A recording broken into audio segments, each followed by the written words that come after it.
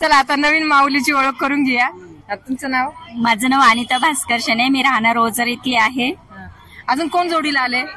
Mister आलेत, मुलगी आले आणि पाहुणे आहेत आमचे. आम्ही 4 जण आलेलो आहे.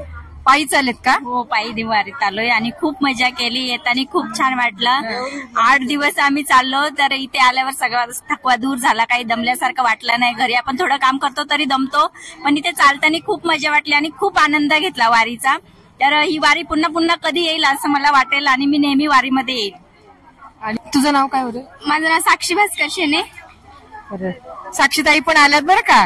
बरं साक्षीताई, काय करता तुम्ही आता सध्या? मी आता सध्या कीर्तन करते, प्रवचन करते आणि कॉलेज पण करते.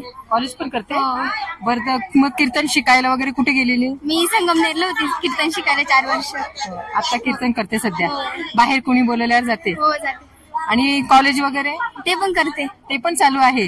मग तुला कशी काय एकाकी आवड अशी झाली की बाबा? माझ्या आई वडिलांची इच्छा होती की मी कीर्तन करावं आणि त्यांना असं वाटत होतं की माझी मुलगी मोठं होऊन काहीतरी करेल, म्हणून मग त्यांनी मला तिकडे पाठवलं आणि त्यांची इच्छा पूर्ण करण्याकरिता मी त्या ठिकाणी गेले आणि मग हे सगळं सफल झालं.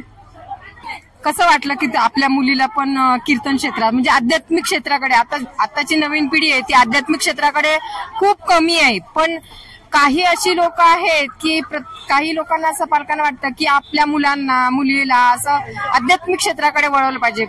मग आता आपण अनिता ताईंकडनं जाणून घेऊया का आपल्या मुलीला का असं आध्यात्मिक क्षेत्राकडे वळवण्याची इच्छा झाली? तिच्या वडिलांची खूप इच्छा व्हावी की मी कीर्तन करावं, पण ती इच्छा काही कारणास्तव पूर्ण झाली नाही.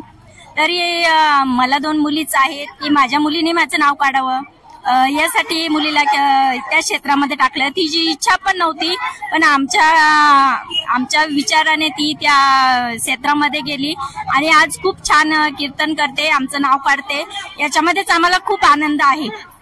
मुलं जेव्हा शिकतात एखाद्या वेळी आणि नोकरीला लागतात, त्याचा जो आनंद आई वडिलांना होत नाही त्यापेक्षा दुप्पट आनंद हा जेव्हा ती कीर्तनात उभी राहते आणि कीर्तन करते तेव्हा मन खूप भरून येतं. आणि खूप क्षेत्रामध्ये जेव्हा ती आली तेव्हा ती 1000 लोकांसमोर उभी राहते आणि बोलते, तर मनाला खूप छान वाटतं. आणि ह्या क्षेत्रामध्ये असं आहे की लहान मोठे थोर जन, संत मंडळी सगळे आनंद झाला.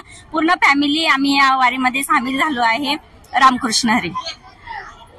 अनिता ताई माझी खास फ्रेंड आहे आणि खरंच अनिता ताईची इच्छा पूर्ण झाली, म्हणजे साक्षीताईने ती पूर्ण केली. हो, साक्षीताई म्हणजे आमची मुलगीच समजा, पण आनंद वाटतो जेव्हा इथे एवढं आळंदीच्या श्री क्षेत्र आळंदी क्षेत्रामध्ये ती उभी राहिली, कीर्तन करते, छान होतं. आणि तेही आपल्याला आता ह्या व्हिडिओमध्ये तिचं कीर्तनही ऐकायला मिळेल.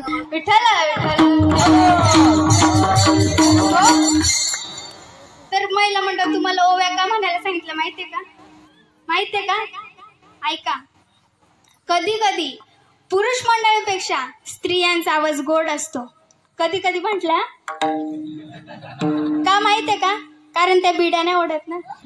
विठ्ठल